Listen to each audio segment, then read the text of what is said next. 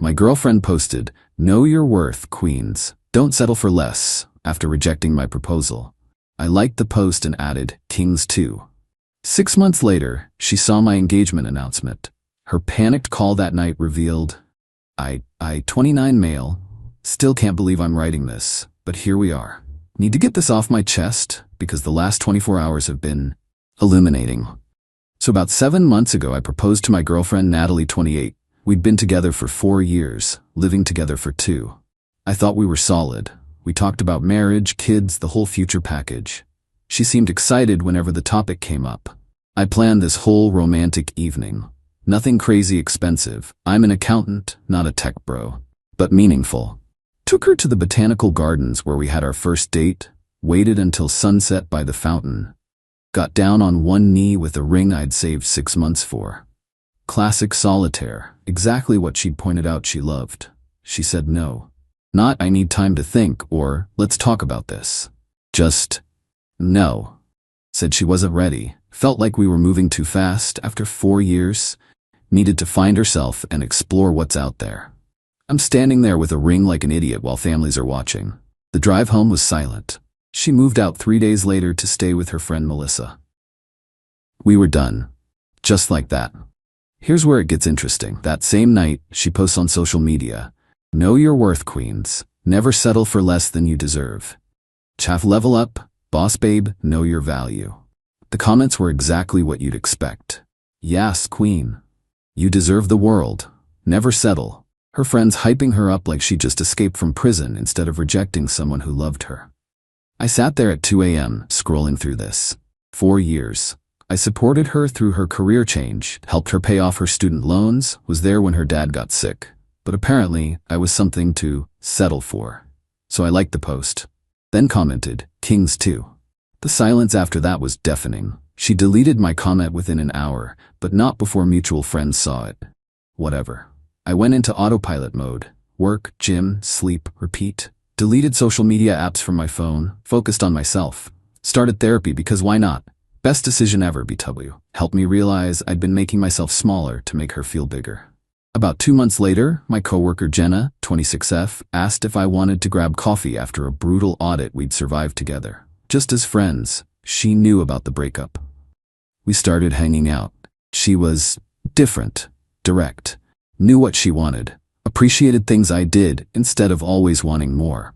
Coffee turned into dinners. Dinners turned into dating. I kept it quiet because I wasn't trying to rebound, but honestly, it felt like breathing again after holding my breath for years. Fast forward to last week. Jenna and I got engaged. She proposed to me. Actually, said she knew what she wanted and didn't see the point in waiting. I said yes immediately. We posted a simple announcement, just a photo of us hiking with adventure partner for life. Yes. My phone started blowing up with congratulations. Old friends, family, coworkers. It was nice. Then at 11:43 p.m. Natalie called. I almost didn't answer, but curiosity won. "Hello?" Heavy breathing. Then, "Are you serious right now, Natalie? 6 months, Mason? 6 months and you're engaged?" I stayed calm. "Yes, congratulations are usually customary." "To your coworker? The mousy one from accounting?" "Jenna's not mousy, she's just not loud about her wins. Her name is Jenna, we're very happy." "This is insane, we were together for 4 years. How could you just move on? The same way you did when you rejected my proposal and called it settling." Silence. Then she dropped the bomb. "I didn't think you'd actually move on. I thought you'd wait." Wait for what? And this is where she revealed what the last 6 months had really been about. Update 1. Holy hell, the response to my post. Thanks for all the support. Now for the rest of that phone call, because it gets worse. After I asked, "Wait for what?" There was this long pause. Then she started crying.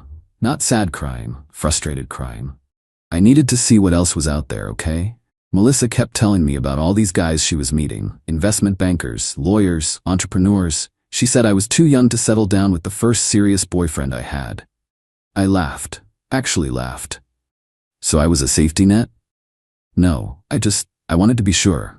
I thought if I dated around for a year, experienced more, then we could get back together, and I'd know you were the right choice. By rejecting my proposal publicly? I didn't think you'd see the post. We have 137 mutual friends on there, Natalie. She got defensive then. You don't understand the pressure women face. Melissa showed me all these articles about women who married their first serious boyfriend and always wondered what if. I didn't want to resent you later. So instead, you humiliated me and expected me to wait while you test drove other guys? It wasn't like that. I barely dated anyone. Now that was interesting. Barely? More silence. Then, the guys Melissa introduced me to were different than I expected. Turns out Queen Natalie's leveling up journey didn't go as planned. The investment banker only wanted hookups. The lawyer ghosted her after 2 dates when she wouldn't sleep with him. The entrepreneur was actually unemployed and living with his parents, just had a good Instagram game. I realized pretty quickly that what we had was special. I was going to reach out at the 1-year mark, make it seem like I'd grown and was ready. You'd propose again, and we'd live happily ever after based on a lie? It wasn't a lie. I did grow. I learned what I wanted. Yeah, you learned you wanted your backup plan. Sorry, but this safety net found someone who chose me first. She lost it. Started screaming about how Jenna was a downgrade and a rebound. How I was rushing into things to hurt her. How our mutual friends thought it was suspicious how fast I moved on. I stayed calm. Natalie, you ended our relationship. You made it clear I wasn't enough. I respected that and moved on. I found someone who thinks I'm her first choice, not her safe option after testing the market. You're making a huge mistake. She doesn't even know you like I do. You're right. She doesn't know the me who dimmed his light to make someone else comfortable. She knows the version who shows up fully. I like him better. Then she hit me with, when you realize what you've lost and come crawling back, I won't be waiting. Good, because I won't be crawling anywhere. Goodbye, Natalie. I hung up. Thought that was the end of it. I was wrong. Update 2. It's been 3 days since the phone call. Buckle up because Natalie and her crew went from 0 to 100 real quick. First, Melissa started. She DM'd Jenna on Instagram before Jenna even knew who she was. The message was a masterpiece of manipulation. Hey girl, just wanted to reach out woman to woman. I'm friends with Mason's ex, and I thought you should know some things about your fiancé. He's clearly using you as a rebound. He was obsessed with Natalie, proposed after hounding her for months. When she said she needed time to think, he basically stalked her social media. Now he's love-bombing you to make her jealous. Don't fall for it. You seem sweet, and you deserve better than being someone's revenge relationship. Jenna showed me immediately. We laughed about it. Then she responded, thanks for the concern, though I'm curious why you're more invested in my relationship than your friend's dating life. How'd those setups work out for her? Melissa blocked her immediately. Meow. But they weren't done. Next came the flying monkeys, mutual friends who suddenly needed to check in on me. Brad, who I hadn't talked to in months. Hey bro, heard about the engagement. Quick turnaround, huh? You sure you're not rushing? My college roommate Derek. Dude, Natalie's really torn up. Maybe you guys should talk? Even my cousin texted. Natalie reached out to me. She's worried about you making impulsive decisions. Maybe slow down? The audacity. I posted one thing on social media. Funny how people who didn't check on you during your healing suddenly care about your happiness. 20 minutes later, Natalie called from a different number. I'd blocked her main one. I answered because I knew this would be good. Mason, we need to talk about this maturely. We really don't. You're clearly hurt and acting out. I get it, but destroying what we had over pride. What we had a relationship where you were apparently shopping for upgrades while keeping me as a backup. We had 4 years where I thought we were building something together while you were waiting for something better. That's destroyed, Natalie. You destroyed it. I made a mistake. People make mistakes. Your mistake was thinking I'd wait around while you figured out if you could do better. My mistake was proposing to someone who was already 1 foot out the door. So you're marrying Jenna out of spite? I'm marrying Jenna because she looked at me and thought, yes, he's the one. No doubts. No, let me see what else is out there. Just yes. She switched tactics. What about everything I helped you through? When you were stressed about your CPA exams? When your mom was sick? I was there. You were. And I was there when your dad had surgery. When you switched careers. When your anxiety was bad, that's what partners do. But it doesn't mean you own my future. I know you, Mason. This isn't you. You don't move this fast. You analyze everything. Maybe that's because I spent 4 years analyzing how to make you happy instead of asking if I was happy. Silence. Then in a small voice, were you not happy? I was happy enough. But enough isn't enough anymore. So that's it? You're throwing away 4 years for someone you've known for a few months? No. I'm choosing to build something new with someone who chose me first. Not as a fallback, not as a safe option, first. When this crashes and burns. If it crashes and burns, it'll still have been more honest than what we had. I hung up again. But the real kicker came yesterday. Update 3. So remember how Natalie was painting herself as the heartbroken ex who just made a mistake? Yeah, about that. Jenna and I were having dinner yesterday when her phone buzzed. Her best friend Rachel sent her screenshots from a dating app. Guess who had a profile? Queen Natalie herself. But here's the thing. The profile was created 5 months ago. 2 months before she rejected my proposal. The bio? Entrepreneur mindset. Looking for someone ambitious who can match my energy. No time for mediocrity. There were screenshots of her conversations telling matches she was recently single and ready to level up in all areas of life. I did the math. She was on dating apps while we were ring shopping, while we were planning our future, while I was saving for her dream ring. Jenna asked if I wanted to see them. I said yes, I needed to.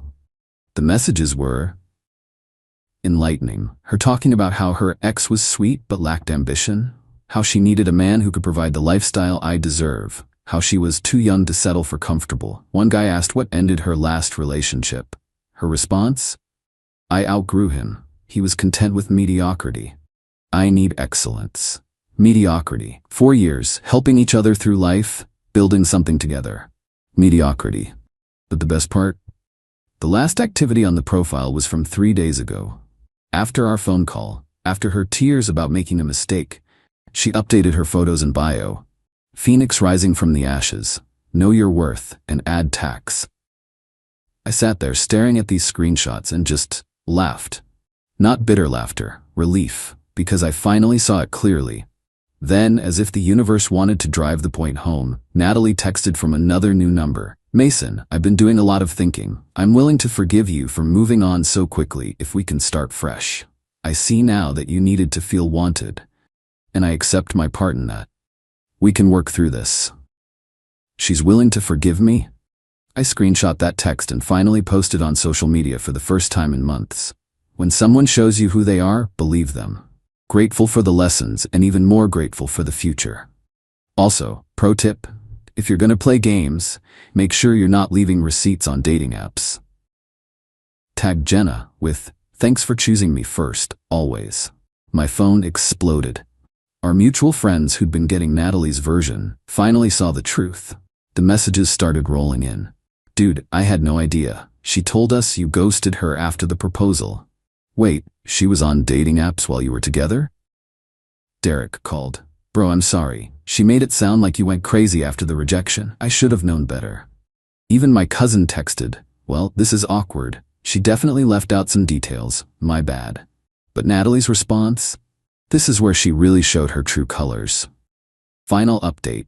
It's been a week since everything exploded. Time for the final update because I'm done giving this energy. After my post, Natalie went nuclear. Created a whole Instagram story series about manipulation and gaslighting, how I was weaponizing vulnerability and turning people against her. The woman who was secretly on dating apps while we were together was calling me manipulative. The jokes write themselves. But here's where she messed up. She forgot that Melissa had access to her dating profiles to help optimize them. And Melissa, seeing the tide turn, decided to save herself. She leaked everything to our friend group. Turns out Natalie didn't just create the profile 2 months before rejecting me. She'd been actively dating for 5 months before the proposal. Not just browsing, going on actual dates, telling these guys she was single. There was a whole spreadsheet, I'm not kidding. She and Melissa had a spreadsheet ranking guys by income, job, looks, and husband potential. I was on there too. Ranked 4 in stability, but 11 in lifestyle potential. Number 11. Out of 15, the guy ranked 1? A venture capitalist, who turned out to be a crypto bro who lost everything in some meme coin crash. She'd been talking to him for months, planning to monkey branch to him. But when his empire collapsed 2 weeks before I proposed, suddenly I looked better. She rejected my proposal not to find herself, but because she thought she could do better than number 11. When the dating apps didn't deliver the upgrade she wanted, she planned to come back to reliable 11. Melissa sent all of this to our group chat with, "I can't keep lying for her, she used me too." The group chat went silent, then exploded.